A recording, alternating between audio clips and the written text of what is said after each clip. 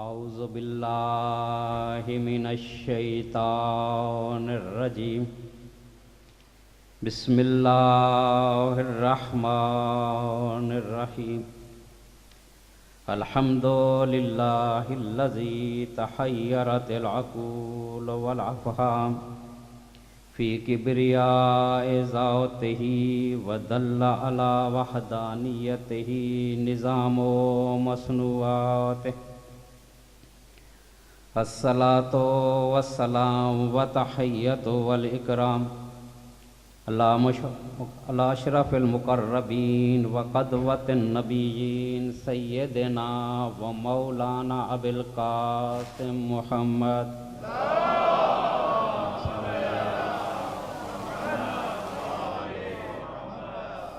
وعلی اہل بیتہ الطیبین الطاہرین المعصومین الذین ھداۃ الدین وائمۃ المؤمنین ولعنۃ اللہ علی اعدائہم اجمعین من یومنا ھذا الی یوم الدین اما بعد فقد قال رسول اللہ صلی اللہ علیہ وآلہ وسلم ان الحسین مصباح الہدی وسفینۃ النجاۃ درود بھیجیں۔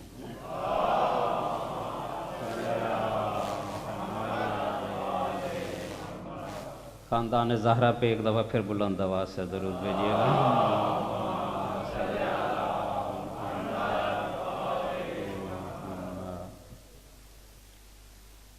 امام حسین علیہ السلام نے اللہ کی راہ میں قربانی دے کے ہم پہ احسان کیا ہے۔ اس قربانی نے ہماری بہت سی مشکلات کو حل کر دیا ہے۔ سب سے بڑی مشکل یہی ہوتی ہے انسان کو کہ وہ مشکل پہ صبر نہیں کر سکتا۔ جس مشکل پہ آپ صبر کر لیں وہ پھر مشکل نہیں رہے۔ تو امام مظلوم نے ہمیں صبر کرنا سکھایا ہے کہ کیسے مشکلات پہ صبر کیا جائے۔ تو اس عظیم احسان کے بدلے میں جو اللہ کی مخلوق پہ امام نے کیا ہے اور جس کی وجہ سے اسے محسن انسانیت کہا گیا ہے، اللہ تعالیٰ نے آپ کو دو انعاموں سے نوازا ہے کہ ایک مقام شفاعت، روایات یہ کہتی ہیں کہ جتنے لوگ امام حسین علیہ السلام کی وجہ سے جنت میں جائیں گے اتنے اور کسی وجہ سے نہیں جائیں گے۔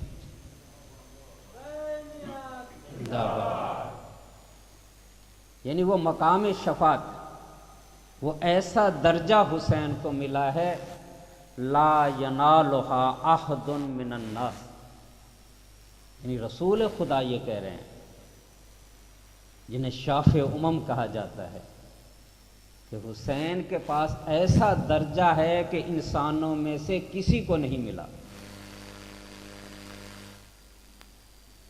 اور دوسری چیز جو اللہ نے عطا کی ہے وہ یہ ہے کہ ان کی ذریت میں اللہ نے امامت کو رکھا ہے، جو سب سے بڑی اور عظیم نعمت ہے انسانوں کے لیے۔ کربلا کے میدان میں آپ کے 3 امام موجود تھے، کہ خود امام مظلوم، آپ کے بیٹے اور آپ کے پوتے، جنہیں محمد باقر کہا جاتا ہے۔ عام طور پہ شاید کم لوگوں کو اصل نام معلوم ہو کہ امام باقر کا اصل نام کیا ہے۔ سب یہی کہتے ہیں کہ ہمارے امام کا نام باقر ہے، حالانکہ اصل نام کیا ہے؟ محمد۔ اللہم صلی علی محمد۔ لیکن امام کو باقر کیوں کہا جاتا ہے؟ اور یہ نام امام کو کس نے عطا کیا ہے؟ دیکھیں، ہر ہمارے امام کی ایک نمایاں خصوصیت ہوتی ہے، حالانکہ ہر امام برابر ہیں ان چیزوں میں، فضائل میں برابر ہیں، کمالات میں برابر ہیں، مقامات میں برابر ہیں، لیکن کسی کی شجاعت مشہور ہو جاتی ہے، کسی کا صبر مشہور ہو جاتا ہے، اور کسی کا علم مشہور ہو جاتا ہے۔ تو امام علیہ السلام کو باقر اس لیے کہا جاتا ہے کہ آپ کا علم مشہور ہو گیا، باقر العلوم آپ کہتے ہیں۔ امام زین العابدین علیہ السلام اپنے بچوں سے یہ کہتے ہیں، اور بھی بیٹے تھے امام زین العابدین علیہ السلام، کہ میرے اس بیٹے کو باقر کہا کرو۔ تو ایک بیٹے نے کہا، لما سمیتہ باقرا، بابا آپ اس کو باقر کیوں کہتے ہیں؟ یعنی اصل نام تو محمد ہے، آپ باقر کیوں کہتے ہیں؟ اب یہ بیٹے نے سوال کیا، اور خود ہی بیٹا یہ روایت کرتا ہے، فتبسم وما رأیت تبسم مثل ذلک، کہ جب میں نے یہ سوال کیا بابا آپ محمد کو باقر کیوں کہتے ہیں، تو امام اتنا مسکرائے کہ میں نے پوری زندگی امام کو اتنا مسکراتے ہوئے نہیں دیکھا۔ ثم سجدہ طویلا، پھر اللہ کے لیے سجدے میں گر گئے، طویلا، امام نے سجدہ طولانی کیا، پھر سجدے سے سر اٹھا کے یہ کہتے ہیں، الحمدللہ یا سیدی لک الحمد علی ما انعمت بہی علینا اہل البیت۔ یعنی امام سجدہ کیا امام نے، پھر سجدے سے سر اٹھانے کے بعد پروردگار کی حمد کی، اور اس بات پہ حمد کی، اے پروردگار تو کتنا عظیم ہے کہ تو نے ہم اہل بیت پہ یہ نعمت نازل کی ہے۔ یعنی امام باقر علیہ السلام، صلی اللہ علیہ محمد وآل محمد، اہل بیت کے لیے سب سے بڑی نعمت ہے، جس کی بنا پر سید الساجدین سجدہ کر رہے ہیں۔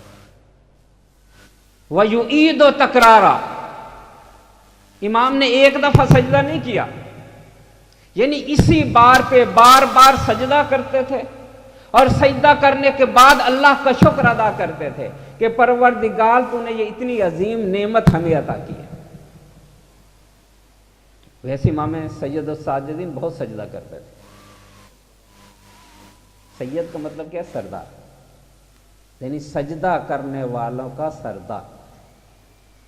امام باقر علیہ السلام سے یہ پوچھا گیا کہ آپ کے والد کو سید الساجدین کیوں کہا جاتا ہے؟ تو امام علیہ السلام نے فرمایا کہ میرے بابا کی جب بھی کوئی مشکل دور ہوتی تھی، جب بھی کوئی خواہش پوری ہوتی تھی، جب بھی کوئی خوشی ملتی تھی، جب بھی کوئی دکھ دور ہو جاتا تھا، جب بھی کوئی دعا قبول ہوتی تھی، تو میرا بابا سجدہ کرتا تھا۔ یہ ہمیں درس دیا جا رہا ہے کہ اگر کبھی ایسا ہو انسان مشکلات کا شکار ہو جائے تو سجدہ کیا کرے۔ مشکل حل نہیں ہو رہی، سر رکھ دے زمین پہ، پروردگار تیری چوکھٹ پہ آیا ہوں، استغفار کرتا ہوں، پروردگار میں تیرے آگے جھک کے یہ کہتا ہوں میری یہ مشکل آسان کر دے۔ یعنی اگر آپ کسی آدمی سے، چاہے وہ جتنا بھی سخت ہو، بے دین ہو، اس کے آگے جھک جائیں تو اس کو بھی رحم آ جاتا ہے کہ یہ میرے آگے جھک گیا ہے۔ تو وہ خالق اکبر جو اتنا کریم بھی ہے، اتنا رحیم بھی ہے، جب انسان اس کی خاطر مٹی پہ جبیں رکھتا ہے تو خدا کو بھی حیا آ جاتی ہے کہ میرا بندہ اس طرح مجھے پکار رہا ہے۔ تو جب بھی مشکل آئے سجدوں کا سہارا لیا کرو، یہ سجدے کی بڑی زیادہ اہمیت ہے۔ ملائکہ اللہ کے مقرب بنے اسی سجدے کی وجہ سے، اور شیطان بارگاہ الہی سے دھتکارا گیا اسی سجدہ نہ کرنے کی وجہ سے۔ اور قرآن میں اللہ نے کہا ہے یا ابلیس ما لک ان لا تکون من الساجدین، اے ابلیس تجھے کیا ہو گیا تھا؟ یعنی تو اتنا علم رکھتا تھا، تو ملائکہ کے ساتھ رہتا تھا، تجھے سجدے کی اہمیت معلوم تھی، اس کے باوجود تو سجدہ کرنے والوں میں سے کیوں نہیں بنا؟ یعنی شیطان سجدہ نہ کرنے کی وجہ سے خدا کی بارگاہ سے نکال دیا گیا۔ رسول خدا کو اللہ تعالیٰ مخاطب کر کے یہ کہتا ہے، اے میرے حبیب مجھے پتا ہے کہ تو مشکلات کا شکار ہے، مجھے معلوم ہے کہ لوگ تجھ پہ دباؤ ڈالتے ہیں، مجھے معلوم ہے لوگ تجھ پہ باتیں کرتے ہیں اور ان کی باتوں سے تو تنگ دل ہو جاتا ہے۔ اب رسول کو اللہ تسلی کیسے دے رہا ہے اور اللہ علاج کیا بتا رہا ہے کہ اے میرا حبیب جب تو لوگوں کی باتوں سے تنگ دل ہو جائے، جب تجھے لوگوں کا پریشر برداشت کرنا پڑے، فَسَبِّحْ بِحَمْدِكَ وَكُن مِّنَ السَّاجِدِينَ، تو اللہ کی حمد کرنا اور سجدہ کرنا۔ تو سجدہ کرے گا تیری یہ مشکل آسان ہو جائے گی۔ تو عظیم نعمت ملے تب بھی سجدہ کیا کرو، دعا قبول ہو جائے تب بھی سجدہ کیا کرو، کوئی دکھ دور ہو جائے تب بھی سجدہ کیا کرو۔ تم سجدہ کرو گے اللہ تمہارے اوپر اپنی نعمتوں کا اضافہ کر دے گا۔ لَإِن شَكَرْتُمْ لَأَزِيدَنَّكُمْ۔ تو امام نے بھی اس نعمت کو جب یاد کیا تو سجدہ کیا، اور سجدہ کرنے کے بعد اپنے بیٹوں کو بتایا اِنَّهُ الْإِمَامُ وَأَبُو الْآئِمَةِ، کہ یہ میرا بیٹا امام ہوگا، آئمہ کا والد ہوگا، معدن الحلم وموضع العلم ویبکرہ بکرن، یہ میرا بیٹا امام ہے، اماموں کا باپ ہے، حکمت کا خزانہ ہے، علم کا مرکز ہے، علم کا سرچشمہ ہے، اور علم کی گتھیاں ایسے سلجھائے گا جس طرح سلجھانے کا حق ہے۔ وَهُوَ أَشْبَعُ النَّاسِ بِرَسُولِ اللَّهِ، یہ میرا بیٹا رسول کے بہت مشابہ ہے۔ یعنی امام کی جو فضیلت بیان کی وہ بھی علم والی بیان کی، اور اسی علم کی بنا پہ ان کو باقر کہا گیا۔ علم کی بات سنا کرو، یہ فائدہ دیتے ہیں۔ امیر المومنین فرماتے ہیں صلی اللہ محمد وآلہ محمد۔ دیکھو یہ احسان ہے ائمہ کا، ہر بات پہ آپ کو بتا رہے ہیں کہ اس میں آپ کو کتنا فائدہ۔ یہ جو آپ یہاں آ کے بیٹھتے ہیں کہ چلو جا رہے ہیں وہاں کوئی علم کی بات سن کے آئیں گے تو پتہ اس کا کیا نتیجہ نکلے گا۔ امیر المومنین فرماتے ہیں الشاخص فی طلب العلم کالمجاہد فی سبیل اللہ، کہ جو شخص گھر سے اس نیت سے نکلتا ہے کہ جا کے کوئی علمی بات سن کے آؤں، وہ اسی طرح ہے جیسے کوئی مجاہد میدان جہاد میں جاتا ہے۔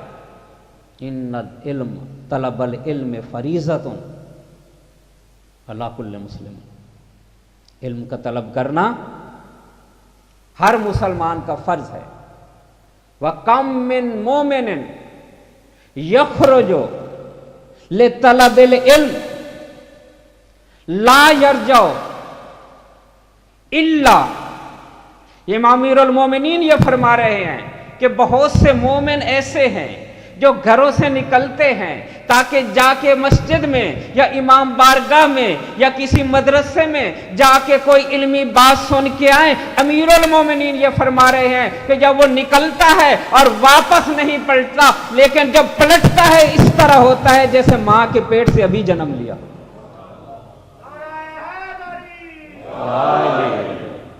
اتنی فضیلت ہے علم کی. علماء کے ساتھی بنا کرو، علماء کے قریب رہا کرو، علم ملے گا. درود بھیجیے گا محمد.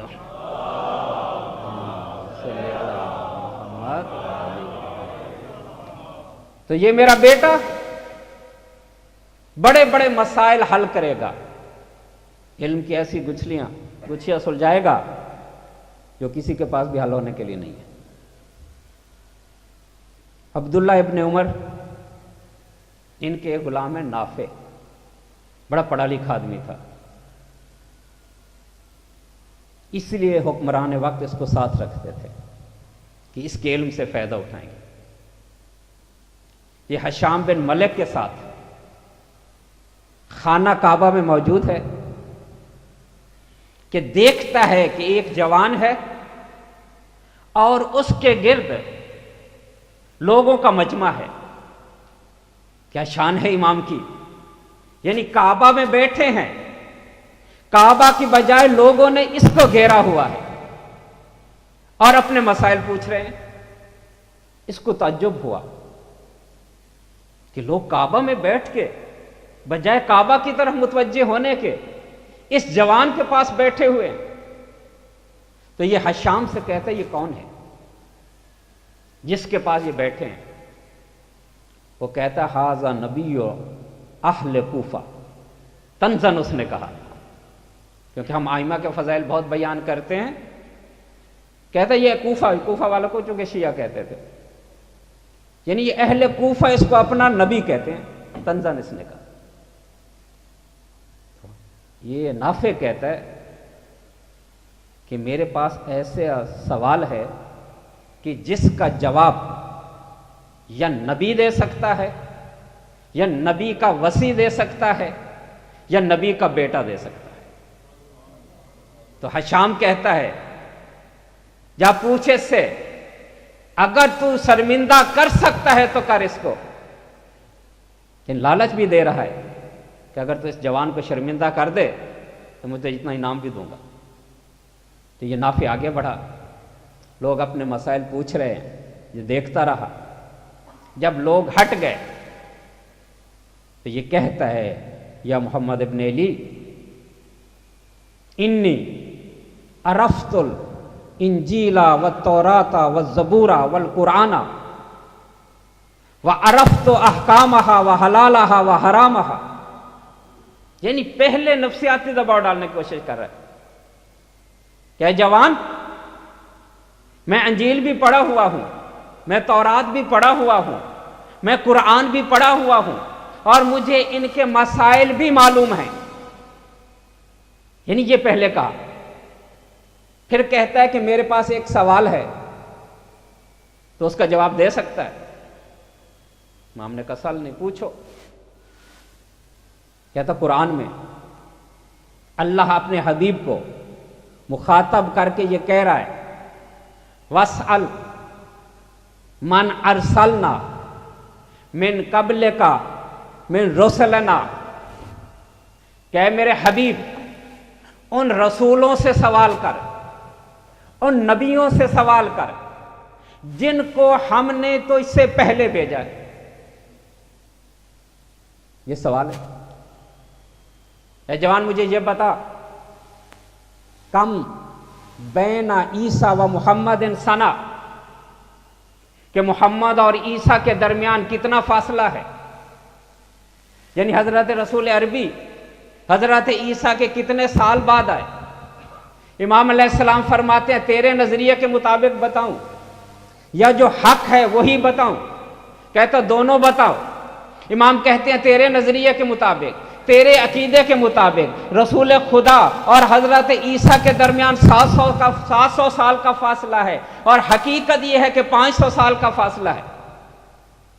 کہتا پھر موسیٰ کے درمیان کتنا ہوگا، پھر نوح کے درمیان کتنا ہوگا؟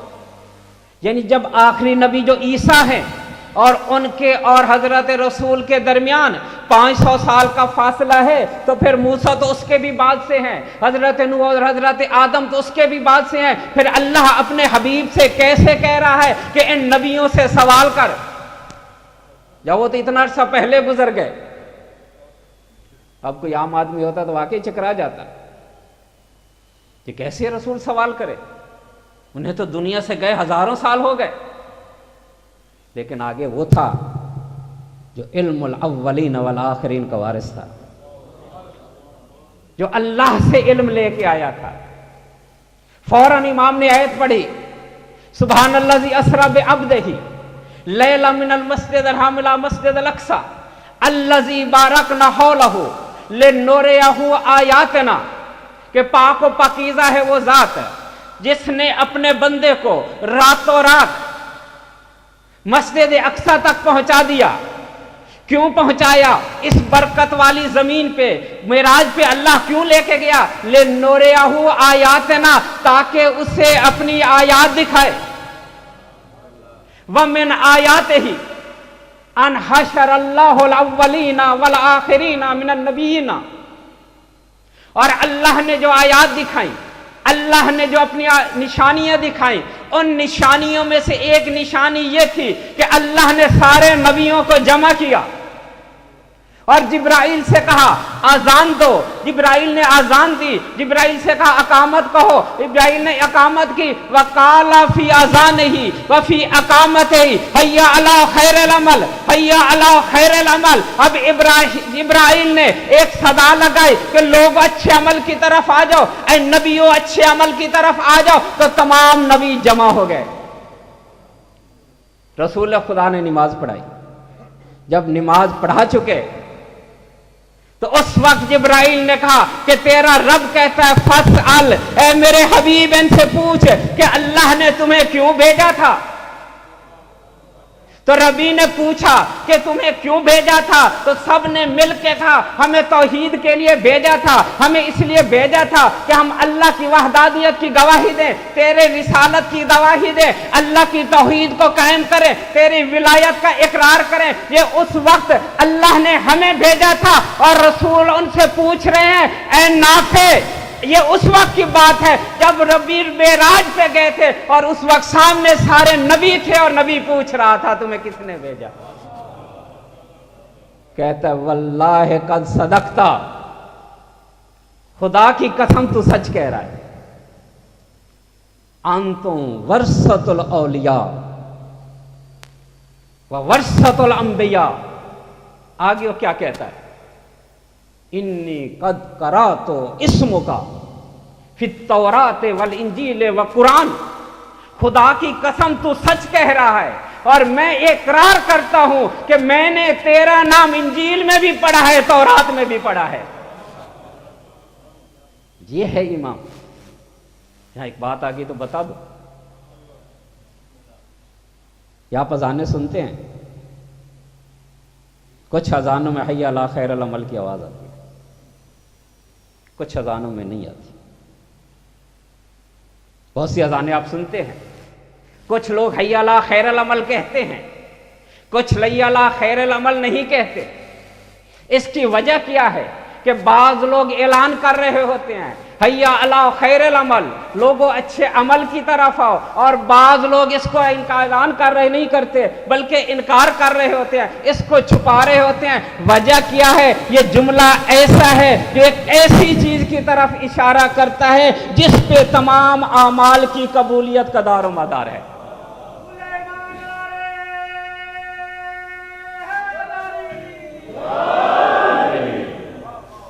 جو عرش پہ پہلی اذان دی گئی اس میں یہ جملہ کہا گیا حی علی خیر العمل، کہ تمام انبیاء آ جاؤ، تمام رسولوں آ جاؤ، کہ تمہیں بہترین بات بتائی جا رہی ہے۔ وہ بہترین بات کیا تھی؟ جب سارے آگے محمد مصطفیٰ کی ولایت کا اقرار کیا، یہ پہلی اذان تھی۔ اسی طرح ایک رسول کے حکم پہ اذان دی گئی، غدیر خم کے موقع پہ رسول نے کہا اے حاجیوں آ جاؤ، اب تم نے حج کر لیا، اب اس عمل کی طرف آؤ جس کے عمل کی وجہ سے تمہارا یہ حج قبول ہوگا۔ اور بلال سے کہا ایک اذان دو، بلال نے اذان دی، اس میں یہی جملہ کہا گیا حی علی خیر العمل۔ تو رسول نے جب یہ جملہ کہا گیا لوگ آ گئے. اب رسول خدا لوگوں کو مخاطب کر کے یہ کہہ رہے ہیں اے لوگوں تمام انبیاء میری ولایت کا اقرار کر چکے ہیں, اب تم بھی میری ولایت کا اقرار کرو, کیونکہ نبیوں کو بھی معافی نہیں دی گئی, وہ بھی میری ولایت کا اقرار کرتے ہیں. اور میں نبی ہو کے یہ کہہ رہا ہوں کہ جس کا میں مولا ہوں اس کا علی مولا ہے. یا تو اب جو پیروان ولایت تھے انہوں نے یہ جملہ کہا, انہوں نے اپنی اذانوں میں یہ جملہ رکھا تاکہ ولایت کا درس بھولنے نہ پائے. لیکن جو منکرین تھے انہوں نے اس جملے کو نکال دیا, کیونکہ اگر یہ جملہ کہتے ہیں تو عرش پہ رسول کی ولایت یاد آتی ہے, غدیر خم علی کی ولایت یاد آتی ہے.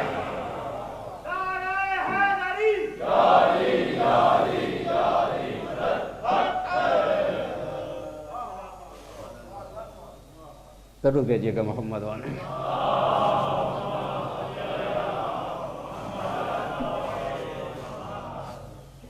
تو یہ ہے امام جو مسائل بیان کرتا ہے, مشکل مسائل بیان کرتا ہے.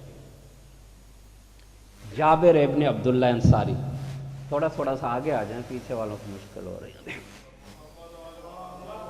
اللہم صلی علی محمد.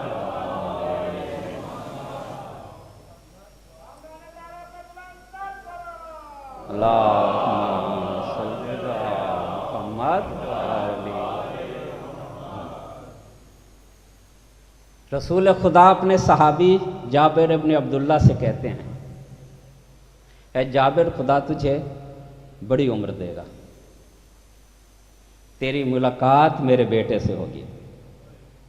اسمہ اسمی و شمائلہ شمائلی, کہ جس کا نام میرے نام پہ ہوگا, جس کی سیرت میری سیرت ہوگی, جس کا کردار میرا کردار ہوگا, جس کا اخلاق میرا اخلاق ہوگا, جس کی شکل میری شکل ہوگی, اور اس کا نام باقر ہوگا. تو یہ جابر آخر عمر میں نبینا ہو گئے تھے, کم نظر آتا تھا, تو مدینہ کی گلیوں میں یہ آواز لگاتے تھے یا باقرو یا باقرو. باقر تو کہاں ہے؟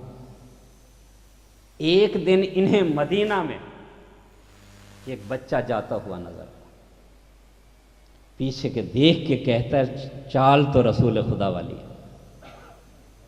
کہتا بیٹے ادھر آؤ. جب واپس آیا وہ بچہ تو کہتا ہے شکل بھی رسول خدا والی ہے. کہا بیٹا نام کیا ہے؟ کہا محمد. کہا تیرا جد تیرا نانا تجھے سلام کہہ رہا تھا کہ جب محمد سے تجھے ملاقات ہو تو میرا سلام دینا اس کو. تو علم کی گتھیاں سلجھائے گا. ابھی بصیر امام کے صحابی ہیں, اس لیے آج علم کی باتیں کر رہا ہوں تاکہ آپ کو پتہ چلے علم کی کیا فضیلت ہے. ہمیں کہا گیا نا کہ اپنے آئمہ کے ساتھ تمسک کیا کرو, آئمہ کا دامن تھام لو. تو دامن کیسے تھامیں گے آپ؟ کہ آپ کے سامنے امام کھڑے ہیں کہ آپ ان کا دامن پکڑ لیں؟ دامن اسی طرح تھاما جاتا ہے, ان کے اقوال کو پکڑا جاتا ہے, ان کی باتوں کو لیا جاتا ہے. یعنی جو شخص جتنی زیادہ باتیں آئمہ سے لے گا, جتنا زیادہ فرامین آئمہ کے سنے گا, جتنا زیادہ عمل کرے گا, وہ اتنا ہی قریب ہو جائے گا آئمہ کے. تو علم آپ کے امام کا ایک بڑے کمال ہے, فضیلت ہے. تو آپ بھی کوشش کیا کریں کہ علم کی باتیں سنا کریں. تب بصیر امام علیہ السلام کی خدمت میں آئے اور آ کے یہ کہتے ہیں انتم ورثۃ رسول اللہ, کیا آپ رسول خدا کے وارث ہیں؟ کا نام ہاں میں وارث ہوں. کیا رسول خدا انبیاء کے وارث ہیں؟ امام نے کہا عالما کما عالم, اگر رسول خدا تمام انبیاء کے وارث ہیں تو پھر جتنا بھی علم تمام انبیاء کے پاس تھا وہ رسول خدا کے پاس ہونا چاہیے. اور اگر آپ رسول خدا کے وارث ہیں تو پھر آدم سے لے کر خاتم تک جتنا بھی علم ہے وہ آپ کے پاس ہونا چاہیے، کیونکہ آپ وارث ہیں. کہاں؟ کہ انتم تقدرون ان تحیی الموت وتبرؤ اکمہ وابرص، کہ اگر آپ علم کے وارث ہیں تمام انبیاء کے تو کیا آپ مردہ کو زندہ کر سکتے ہیں؟ اندھے کو بینائی دے سکتے ہیں؟ لا علاج کا علاج کر سکتے ہیں؟ کیونکہ اللہ تعالیٰ نے حضرت عیسیٰ علیہ السلام کو جو علم دیا تھا اس علم کی بنا پہ حضرت عیسیٰ علیہ السلام مردہ کو زندہ بھی کر دیتے تھے، نابینا کو بینا بھی بنا دیتے تھے، اور شک پرندہ بنا دیتے تھے، مٹی سے پرندہ بناتے تھے اور وہ پرندہ بڑھ کے اڑ جاتا تھا. اگر یہ علم رسول خدا کے پاس تھا اور آپ رسول خدا کے وارث ہیں تو پھر یہ علم آپ کے پاس بھی ہونا چاہیے. اور اگر یہ آپ کے پاس علم ہے تو آپ اندھا کو نابینا کو بنا سکتے ہیں یا نہیں؟ امام ناکا کیوں نہیں؟ ادھر آؤ. اب امام علیہ السلام نے اس کے چہرے پہ ہاتھ پھیرا. نابینا تھے لیکن جب ہاتھ پھیرا کیا کہتا ہے؟ رأیت الشمس والسماء والارض والبیوت وکل شیء فی بلد، کہ ابھی ہاتھ پھیرا تھا، کہتا ہے مجھے اتنا نظر آنے لگا، میری بڑائی اتنی بڑھ گئی کہ اب میں سورج کو بھی دیکھ رہا ہوں، آسمان کو بھی دیکھ رہا ہوں، اہل سما کو بھی دیکھ رہا ہوں، اس شہر میں موجود ہر گھر کو دیکھ رہا ہوں. میں کہتا ہوں یہی تو فرق ہے عیسیٰ اور اس ہمارے امام میں، کہ جب عیسیٰ کسی کو بنائی دیتا ہے وہ فقط سامنے دیکھتا ہے، لیکن جب امام کسی کو بنائی دیکھتا ہے تو آسمان والوں کو بھی دیکھتا ہے، زمین والوں کو بھی دیکھتا ہے. اس لیے تو جب عیسیٰ آئیں گے اللہم صلی علی محمد، اس لیے جب عیسیٰ آئیں گے آگے نہیں کھڑا ہوں گے. کیوں؟ افضل کو آگے ہونا چاہیے، یعنی جو نماز پڑھا رہا ہے وہ مقتدیوں سے افضل ہو. آپ نے کبھی دیکھا رسول خدا نے کسی کے پیچھے نماز پڑھی؟ اگر رسول کسی کے پیچھے نماز پڑھ لے تو وہ افضل ہو جاتا.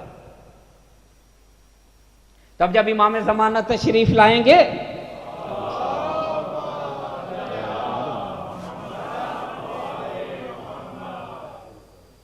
تو سب نے لکھا شیعہ سنی نے کہ جب امام علیہ السلام آئیں گے، بخاری کی روایت ہے، کیفا انتم اذا نزل ابن مریم و امامکم فیکم. کیا بات کہی ہے رسول خدا نے کہ تمہارا اس وقت کیا حال ہوگا جب عیسیٰ نازل ہوں گے اور تمہارا امام موجود ہوگا. یعنی یہ نہیں کہا کہ اس دور کے لوگوں کا امام موجود ہوگا، صحابہ کو مخاطب کر کے رسول یہ کہہ رہے ہیں کہ اس وقت کیا حال ہوگا جب عیسیٰ نازل آئیں گے اور تمہارا امام موجود ہوگا. یعنی امام زمانہ فقط ہمارے امام نہیں ہیں، رسول کے وقت جتنے لوگ تھے ان کے بھی امام ہیں.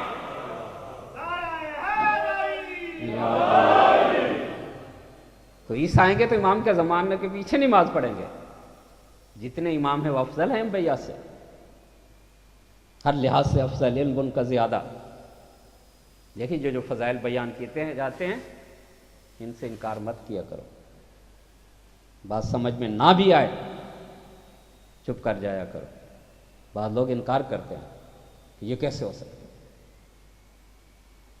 جابر ابن یزید جوفی امام باقر علیہ السلام کے پاس آتے ہیں.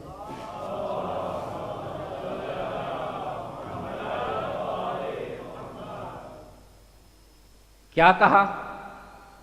الحمدللہ الذی منا علی بمعرفتکم والہمنی فضلکم. احسان ہے اس خداوند کریم کا کہ جس نے میرے دل میں آپ کی معرفت رکھی ہے. اور مجھے آپ کے فضائل کا الہام کیا۔ تعریف ہے اس خدا کی، احسان ہے اس خدا کا کہ جس نے میرے دل میں آپ کے دوستوں سے محبت کرنا رکھا ہے اور آپ کے دشمنوں سے دشمنی رکھنی۔ تو جب یہ کہا نا کہ اللہ نے یہ احسان کیا ہے مجھ پہ کہ میں آپ کو پہچانتا ہوں، مجھے آپ کی معرفت حاصل ہے، تو امام علیہ السلام فرماتے ہیں تدری مل معرفہ، جانتے ہو معرفت کیا ہوتی ہے؟ کہتا مولا کیا ہوتی ہے؟ تو امام علیہ السلام نے فرمایا المعرفت اثبات التوحید اولا ثم المعانی ثانیا ثم معرفت الارکان ثالثا ثم معرفت ابواب رابعا، کہ جانتے ہو کہ معرفت کیا ہے؟ معرفت کا پہلا درجہ توحید کا اس بات ہے، یعنی اللہ کی وحدانیت کا اقرار ہے، لیکن کس خدا کی؟ وہ خدا جو آنکھوں سے نظر نہیں آتا، یعنی معرفت رکھنی ہے ایک ذات کی، لیکن وہ ذات آنکھوں سے نظر نہیں آتی۔ پھر جو نظر نہیں آتی پھر اس کو پہچانے کیسے؟ اس لیے کا ثم معرفت المعانی، کہ آپ توحید کو کیسے پہچانیں گے، اس ذات کو کیسے پہچانیں گے جو آنکھوں سے اوجھل ہے؟ امام علیہ السلام نے کہا معرفت معانی، تمہیں معانی کی معرفت حاصل کرنی پڑے گی۔ وَنَحْنُ معانی ہے، وہ مظاہر ہی وہ معانی، اور اللہ کے مظاہر ہم ہیں۔ ہماری قدرت دیکھو پھر اللہ کی قدرت معلوم ہوگی، ہماری عظمت دیکھو پھر اللہ کی عظمت معلوم ہوگی، ہماری شان دیکھو پھر اللہ کی شان معلوم ہوگی۔ کیوں؟ لأن اللہ اختارنا من نور ذاتہ، کہ اللہ تعالیٰ نے ہمیں اپنی ذات کے نور سے خلق کیا ہے، لہذا ہمیں پہچانو گے تو اللہ کی پہچان ہوگی۔ اگر ہم سے دور ہوگے تو اللہ کو پہچان نہیں پاؤ گے۔ آگے جملہ سنو گے، اللہ نے ہمیں اپنے نور سے خلق کیا ہے، وَفَوَّضَ إِلَيْنَا مِنْ أَمْرِهِ، اور اللہ تعالیٰ نے اپنے بندوں کو امور کو ہمیں تفویض کر دیا ہے۔ یہ جملہ ہضم نہیں ہوتا کہ امام کو کیسے اللہ نے امور کو تفویض کر دیا۔ امام فرماتے ہیں کہ اللہ تعالیٰ کے معنی ہم ہیں، اللہ کے مظاہر ہم ہیں، اللہ نے اپنے امور کو ہمیں تفویض کیا ہے، ہمارے سپرد کیا ہے، اور اللہ نے ہمیں بندوں پہ حجت قرار دیا ہے۔ جو ہم چاہتے ہیں وہی اللہ چاہتا ہے، جو ہم ارادہ کرتے ہیں وہی اللہ ارادہ کرتا ہے۔ اللہ کی مشیت اور ہماری مشیت، اللہ کا ارادہ اور ہمارا ارادہ ایک ہی ہے۔ من انکرہ وردہ فقد انکر اللہ وکفر بآیاتہ وانبیائہ ورسلہ، کہ جس نے ہماری اس فضیلت کا انکار کر دیا اس نے اللہ کا انکار کر دیا، اس نے تمام نبیوں کی نبوت کا انکار کر دیا۔ کہتا مولا یہ آپ کے ذریعے تو پھر توحید کی جو معرفت ہوتی ہے پھر بہت کم لوگ ہیں جنہیں پھر توحید کی معرفت ہو، یعنی آپ وسیلہ ہوں جو شخص انبیاء ائمہ کو دیکھ کے خدا کو پہچانتا ہے وہ واقع معرفت رکھتا ہے، لیکن جو اس طرح نہیں ہے وہ معرفت نہیں رکھتا۔ امام نے کہا اچھا بتا تیری نگاہ میں کتنے کیسے افراد ہوں گے؟ کہتا پوری دنیا میں میرے نزدیک لاکھ ایک تو ہو ہی جائیں گے۔ امام علیہ السلام فرماتے ہیں نہیں، اولئک مقصرون لیسوا باصابع، کہ یہ جو تو کہہ رہا ہے کہ وہ معرفت رکھتے ہیں ہماری، وہ مقصر ہیں، وہ ہماری معرفت نہیں رکھتے۔ تو کہتا کون مقصر ہے، آپ مجھے بتائیں گے؟ تو امام علیہ السلام نے فرمایا الذی قصروا عن معرفتنا وعن معرفت ما فوض اللہ علیہ من امرہ وروحہ۔ اب وہ پوچھ رہا ہے مقصر کون ہوتا ہے؟ امام علیہ السلام فرماتے ہیں مقصر وہ ہے جو ہماری صحیح معرفت نہ رکھتا ہو، اور جو اللہ نے ہمیں طاقتیں عطا کی ہیں، جو اللہ نے امور ہمیں تفویض کیے ہیں، جو روح ہے، جو اللہ کا امر ہے، جو اس کی معرفت نہ رکھتا ہو وہی مقصر ہے۔ کہتا مولا یہ کیا روح اور امر کیا ہوتا ہے؟ سمجھ میں آ رہی بات؟ پہلے اس نے کہا مقصر کون ہوتا ہے؟ تو امام نے کہا جو اس کا انکار کر دے. اب وہ کہتا ہے یہ روح کیا ہے؟ تو امام علیہ السلام فرماتے ہیں ان تعرف کل من خصہ اللہ بالروح قد فوض اللہ الیہ امور عبادہ.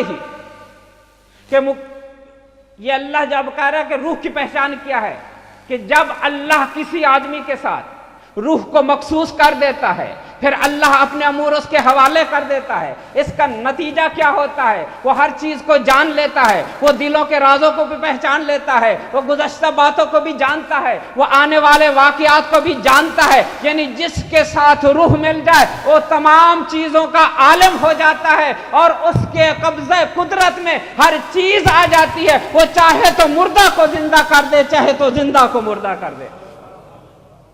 یعنی جس کے ساتھ روح مخصوص ہو جائے. جابر کہتے ہیں مولا یہ بات آپ قرآن سے ثابت کر سکتے ہیں کہ جس کے ساتھ روح مخصوص ہو جائے اللہ اس کو اپنے امر تفویض کر دیتا ہے. کہا کیوں نہیں؟ خداوند کریم فرماتا ہے سورہ شورى میں وَكَذَلِكَ أَوْحَيْنَا إِلَيْكَ رُوحًا مِّنْ أَمْرِنَا. اے میرے حبیب ہم نے تیری طرف روح کو بھیجا. اس روح سے پہلے ما کنت تدری مل کتاب والایمان، کہ اس سے پہلے نہ کتاب کا تجھے علم تھا نہ ایمان کا علم تھا. یعنی یہ روح جب تیرے پاس آیا یہ ایک ایسا نور ہے کہ جب یہ تیرے پاس آیا تو تیرے لیے ہر چیز واضح ہو گئی. ہم جس بندے کو بھی روح عطا کرتے ہیں پھر اس کے لیے ہر چیز واضح ہو جاتی ہے. یہ قرآن میں ہے. اور دوسری جگہ فرمایا وَأَيَّدْنَاهُمْ بِالرُّوحِ. کچھ ذوات ایسی ہیں کہ جن کی ہم نے تائید کی روح کے ساتھ. سورہ انا انزلنا تو روز پڑھتے ہیں. تنزل الملائکہ والروح بإذن ربہ من کل امر سلام. یعنی ملائکہ اور روح اللہ کا ہر امر لے کے آتے ہیں. کس کے پاس لے کے آتے ہیں؟ اس مطلب کوئی تو ذات ہے جس کے اوپر امر لے کے آتے ہیں.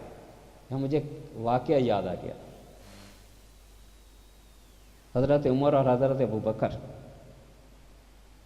جب بھی رسول کے پاس آتے تھے اکثر یہ ہوا کہ رسول خدا ان کو دیکھ کے سورہ انا انزلنا کی تلاوت کرتے پھر رونے لگ جاتے.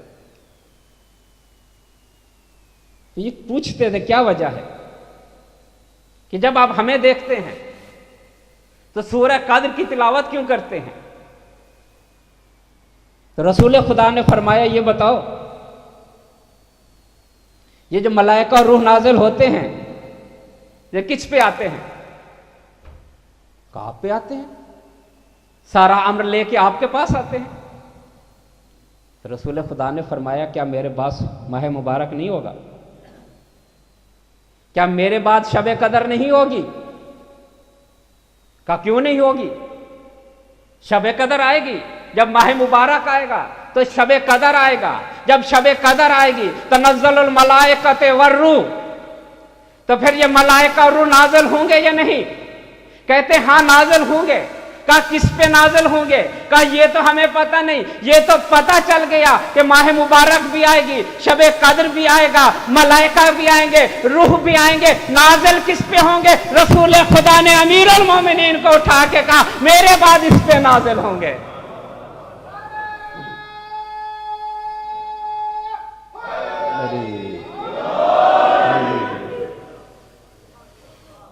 تو رسول پہ نازل ہوتے ہیں امر لے کے. رسول کے بعد امیر المومنین پہ اور امیر المومنین کے بعد امام حسن پہ پھر امام حسین پہ. تو بعد میں کر رہا تھا کہ امام نے کہا جس کے پاس روح ہوگا اس کے پاس سب کچھ ہوگا، بندوں کی تقدیریں اس کے ہاتھ میں ہوں گی۔ کہتا مولا اس طرح سے آپ کو ماننے والے بہت کم ہیں جو یہ سمجھتے ہوں کہ آپ ہماری تقدیر بدل دیتے ہیں۔ امام نے کچھ ہیں کہ واقعہ ہماری معرفت رکھتے ہیں، بس میں نے حدیث کو مختصر کیا۔ کہتا مولا پھر کچھ کو میں بھی جانتا ہوں جو اس طرح آپ کو مانتے ہیں۔ آپ اس طرح مانتے ہیں امام کو یا نہیں؟ کہتا مولا میں کچھ جانتا ہوں۔ امام نے کہا کل ان کو لے کے آنا، وہ بھی ابھی کامل نہیں ہوئے جنہیں تو کامل سمجھتا ہے۔ تو جابر دوسرے دن کچھ افراد کو لے کے گیا جن کے بارے یہی سمجھتا تھا یہ میرے ہم عقیدہ ہیں، میری طرح ان کو معرفت حاصل ہے۔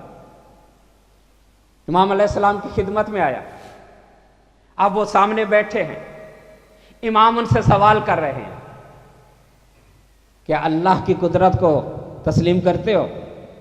کہتے ہاں۔ اللہ جو ارادہ کر لے وہ پورا ہو جاتا ہے؟ کہتا ہاں یا ابن رسول اللہ۔ اللہ کے ارادے کو کوئی روک سکتا ہے؟ کہا نہیں۔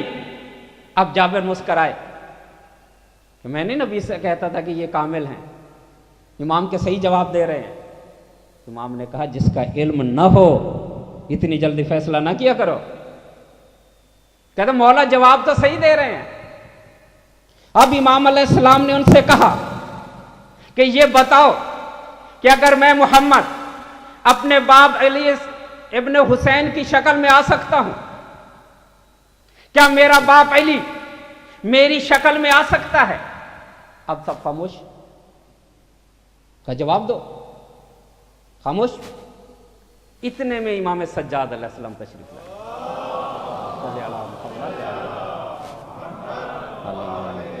یہ امر اور روحیہ ہے۔ امام علیہ السلام نے کہا یہ کون ہے؟ کہا آپ کا بیٹا محمد باقر۔ کہا میں کون ہوں؟ کہا علی ابن الحسین۔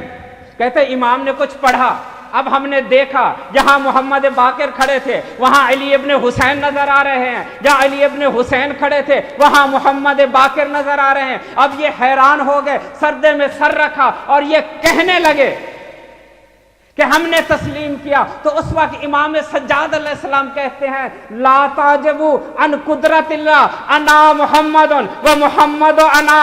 امام باقر نے کہا لا تعجبوا عن امر اللہ انا علی و علی انا، کلنا واحد من نور واحد، اولنا محمد آخرنا محمد اوسطنا محمد، ہم سب محمد ہیں، کوئی شک نہیں کر سکتا۔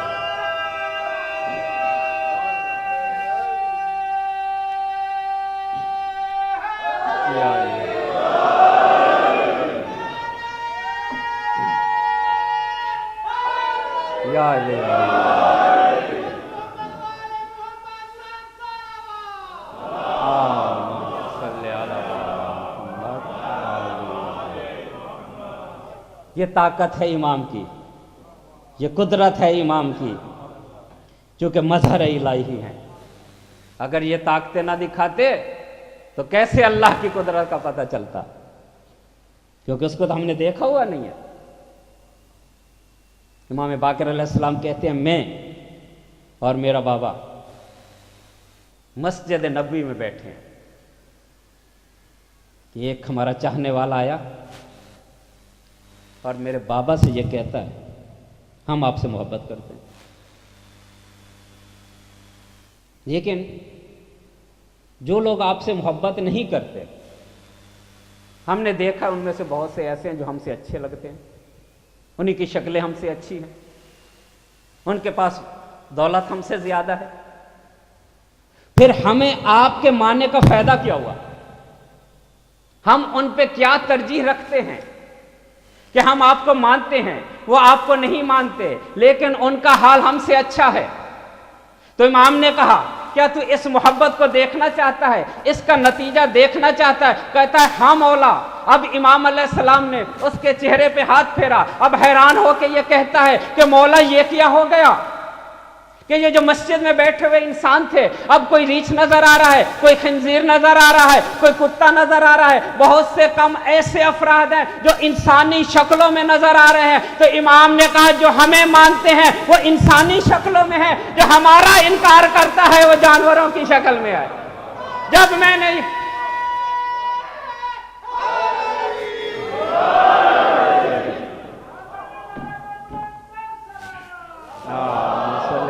محمد والے محمد کہ جو ہمیں مانتا ہے، پہلے مجھے اس آیت کی تفسیر نہیں سمجھ آتی تھی، اِذَا الْوَحُوشُ حُشِّرَتْ، کہ اللہ قرآن میں یہ کہہ رہا ہے کہ قیامت کے دن ہم جانوروں کو اٹھائیں گے۔ قیامت کے دن کیا ہوتا ہے؟ جب اٹھایا جائے گا حساب لیا جاتا ہے۔ کیا جانوروں سے بھی حساب لیا جاتا ہے؟ کیا خنزیر سے حساب لیا جائے گا؟ کیا ریچھ سے حساب لیا جائے گا؟ یہ اللہ کیوں کہہ رہا ہے کہ ہم جانوروں کو اٹھائیں گے، ہم حساب لیں گے؟ اب معلوم ہوا کہ جو جانوروں کی شکل میں اٹھ رہے ہیں وہ دشمن آنے والے محمد ہے، اور جو انسانوں کی شکل میں اٹھ رہے ہیں وہ آل محمد۔ وَإِذَا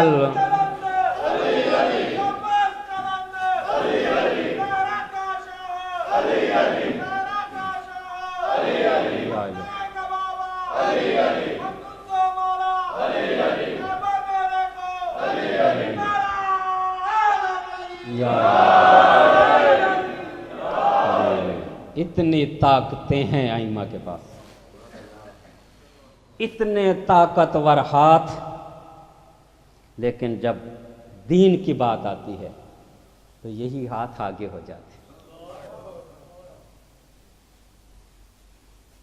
سید سجاد کے ہاتھ میں اتنی طاقت تھی، لیکن یہی ہاتھ ہتھ کڑیوں میں نظر آئے۔ عزادارو، تنہا رہ گیا آپ کا امام مظلوم، جب نہ عباس رہے، نہ علی اکبر رہے، نہ قاسم رہے، نہ اون محمد رہے۔ میدان کربلا ہے، اور امام حسین نے جب دیکھا میرے ساتھ کوئی نہیں ہے تو ایک استغاثہ بلند کیا، حل من ناصر ینصرنا، حل من مغیث یغیثنا، ہے کوئی بے میری بے بس اور لاچار کی مدد کرنے والا، ہے کوئی مجھ پر دیسی پہ رحم کرنے والا؟ عزادارو، یہ استغاثہ بلند کیا، ہزاروں مسلمان سامنے کھڑے ہیں، لیکن کسی مسلمان نے یہ نہیں کہا اے رسول کے بیٹے میں تجھ پہ رحم کرتا ہوں۔ استغاثے کا اثر کسی پہ نہیں ہوا، مگر دو دل تھے، جب استغاثہ بلند ہوا تڑپ اٹھے، ایک سید سجاد اور دوسرا طفل شیرخوار۔ جب کہا نہ ہے کچھ کوئی غریب کی مدد کرنے والا، ہے کوئی بے بس کی مدد کرنے والا، تو امام سجاد علیہ السلام تڑپ گئے، بیماری کی حالت ہے، نیزہ اٹھاتے ہیں، علی کی بیٹی کہتے ہیں بیٹا کہاں روانہ ہو؟ کہا پھوپھی جان میرا بابا کیا کہہ رہا ہے، میرا بابا اتنا غریب ہو گیا کہ استغاثہ بلند کر رہا ہے، کوئی جواب نہیں دے رہا۔ سید سجاد نے سیف سجادیہ میں ایک دعا مانگی ہے کہ پروردگار کبھی ایسا وقت نہ لانا کہ کوئی غریب فریاد کرے اور میں اس کی فریاد پوری نہ کر سکوں۔ اے سید سجاد، تو کسی عام انسان کے فریاد پوری نہیں کر سکتے کے لیے دعا مانگ رہا ہے، جب تیرا بابا فریاد کر رہا تھا۔ سید سجاد باہر آئے، امام حسین نے پلٹ کے دیکھا، کہا بہن میرے بیٹے کو واپس لے جاؤ، اگر حجت خدا سے زمین خالی ہو گئی تو یہ زمین تباہ ہو جائے گی۔ اور دوسرا جو دل تڑپا وہ 6 مہینے کا لال۔ راوی کہتا ہے حسین ادھر استغاثہ بلند کر رہا تھا کہ خیمہ میں قرحام بچا، اب حسین نے میدان چھوڑا، खेमे के अंदर आए, कहा बहन कोई फौतगी हो गई, कोई बच्चा प्यास की वजह से मर गया। कहा भैया मरा नहीं है, जब से तूने ये इस्तगासा बुलंद किया है अली असगर ने झूला छोड़ दिया है।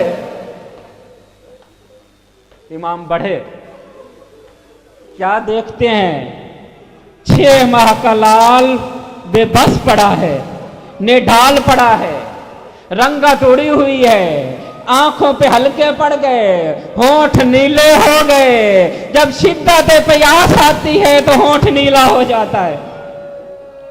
कहूं मेरे बाप दे बेटा मुझे, शायद किसी साहिब औलाद को इस पे रहम आ जाए, मैं पानी पिला के लाता हूं। अज़ादारों अली असगर को लेके अबा के दामन में आपका मौला छुपा के लाया और एक सवाल किया, या कौम इन कुंतुम लम तरहमूनी। खुदा किसी को ऐसा वक्त न दिखाए कि कोई शरीफ किसी कमीने से कोई सवाल करे। ये हुसैन पे इतनी बड़ी मजलूमियत थी, 3 मकाम हुसैन पे बड़े सख्त है और इन 3 मकाम पे हुसैन ने आपको याद किया। उनमें से पहला मकाम यही है कि शियों को याद करके आपका मौला कह रहा है, काश तुम आशूर के दिन होते, फतंजुरूनी कैसा इस्तस्का लितिफ्लिन फअबौ अन यरहमूनी। ऐ शियों काश तुम उस वक्त आते जब मैं पानी का सवाल कर रहा था, मेरे हाथों पे मेरा बच्चा था और वो कैसे पानी पिला रहे थे। क्या कहा इमाम हुसैन, क्या कह रहे हैं, या कौमे इन कुंतुम लम तरहमूनी, अगर तुझे मुझ पे रहम नहीं आता, इस तिफले सगीर पे रहम करो। अज़ादारों सुनोगे आगे इमाम ने क्या कहा, क्या तुम नहीं देख रहे यतलज़्ज़ा तिशाना कि इस प्यास की वजह से ये मुतलज़्ज़ा हो गया। ये मुतलज़्ज़ा क्या होता है, यतलज़्ज़ा किसको कहते हैं, जब आप मछली को पानी से बाहर निकालते हैं तो वो उछलती है, पानी की तलाश के लिए उछलती है, जब उसमें ताकत खत्म हो जाती है अब वो करवटें बदलती है, कभी दाएं तरफ जाती है कभी बाएं तरफ जाती है। इसको भी यतलज़्ज़ा नहीं कहते, जब उसकी ये ताकत भी खत्म हो जाती है, कभी होंठ खोलती है कभी बंद करती है, यही तलज़्ज़ा है। इमाम कह रहे हैं असगर में तो तड़पने की ताकत भी नहीं। ओ कमीनो, अगर एक कतरा पानी का दे दो। अज़ादारों, यजीदी फौज पे अब्बास की तलवार भी वो असर न कर सकी, अकबर की जो शुजाअत भी असर न कर सकी, जो इसी अली असगर के होंठों ने असर किया। कहे मेरे बेटे असगर, तू हुज्जत खुदा का बेटा है, तू खुद इनसे पानी मांग। अज़ादारों, रिवायत का जुमला है कि अली असगर को यूं उठाया हुआ था हुसैन ने, अली असगर का रुख सीने की तरफ था। जब इमाम ने कहा बेटा तू हुज्जत खुदा का बेटा है, खुद इनसे पानी मांग। अब अली असगर ने ऐसा से अपना रुख फेरा, अश्किया की तरफ किया, होठों को खोला, अपनी सूखी जबान बाहर निकाली। बस ये निकालना था, एक दफा अश्किया घबरा गए। कहा उमर साद, तुझे शर्म नहीं आती कि इस बच्चे का क्या कसूर है। आज़ादारों, बस मजलिस तमाम हुई। अब उमर साहब ने देखा कि अगर ये बच्चा इसी तरह देखता रहा तो मेरी फौज बागी हो जाएगी। का हुरमला कहाँ हो, इख्ता कलाम अल हुसैन, हुसैन के कलाम को कत करो। عزادارو یہ رسم ہے، یہ فطرت ہے کہ جب جانور کو ذبح کیا جاتا ہے ہتھیار اسی مطابق ہوتا ہے۔ اگر چھوٹا جانور ہو ذبح کرنے والا آلہ بھی چھوٹا ہوتا ہے، اگر بڑا جانور ہو تو ذبح کرنے والا آلہ بھی بڑا ہوتا ہے۔ ادھر اصغر 6 ماہ کا اور اس نے جو تیر نکالا وہ 3 شعبہ تھا جس سے اونٹوں کو ذبح کیا جاتا تھا۔ عزادارو اس نے تیر کھینچا، اب تیر چلا علی اصغر کی طرف آیا۔ راوی یہ کہتا ہے کہ تیر کا لگنا تھا ینقلب الصبی، بچہ باپ کے ہاتھوں پہ پلٹ گیا، ایک کان سے دوسرے کان کی طرح ذبح ہو گیا۔ حسین نے خون کو اپنی ریش پہ موڑا۔ عزادارو بس تمام ہو گئی مجلس، حسین لے کے چلے۔ یاشر آپ دینا چھوڑ کے کیا کرتے ہیں؟ حسین خیمے کی طرف گئے، پھر پلٹ آئے، پھر گئے، پھر پلٹ آئے کہ رباب سے کہہ کے آیا تھا تیرے بیٹے کو پانی پلا کے آؤں گا۔ جب 7ویں دفعہ امام پیچھے مڑنے لگے، اندر سے بطول کی بہو کی آواز آئی، حسین گھبرا نہیں، مجھے پتہ چل گیا میری قربانی قبول ہو گئی۔ بس حسین کو ہمت ہوئی۔ عزادارو ایک جملہ کہا رباب نے، جب ابا کا دامن ہٹا اصغر کو دیکھ کے کہتے ہیں یا بنیا امثلک ینہا، اے بیٹا اس طرح تو اونٹ کو نہیں ذبح کیا جاتا جیسے تجھے ذبح کیا گیا۔ بس عزادارو شہادت ہو گئی۔ یہ بات آپ روز سنتے ہیں، ہر شہادت میں سنتے ہیں کہ حسین نے بیٹے کو دفن کیا۔ کبھی یہ بھی سوچا ہے حسین نے قبر کیسے کھودی؟ اگر بیٹا ہاتھ میں ہے تو قبر کون کھود رہا ہے؟ اس لیے روایت کہتی ہے ام رباب اور حسین دونوں خیمے کے پیچھے آئے، ام رباب کی گود میں علی اصغر کو رکھا، حسین خود قبر کھود رہے ہیں۔ اب ایک ماں ہے، ایک باپ ہے، بچے کو رکھا قبر میں، اب مٹی ڈالی کہ میرا خیال کل بچ جائے گا، لیکن عزادارو نہ حسین کی خواہش پوری ہوئی۔ جب سر قلم ہونے لگے تو کسی نے کہا بچہ کہاں ہے؟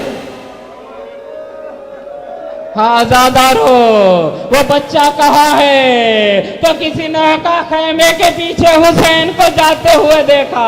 بس عزادارو اب فوج اشکیا ہاتھوں میں نیزے لے کے زمین پہ مارتے ہوئے آ رہی ہے، ادھر سکینہ دل کو تھام کے کھڑی ہے کہ اتنے میں ایک نیزہ بلند ہوا تو دیکھا اس پہ علی اصغر کا جسم۔ عزادارو شمر ملون نے کیا ابالوں کو پکڑا، خنجر کو نکالا اور ایک دفعہ گلے اصغر پہ خنجر کو پھینکا تھا۔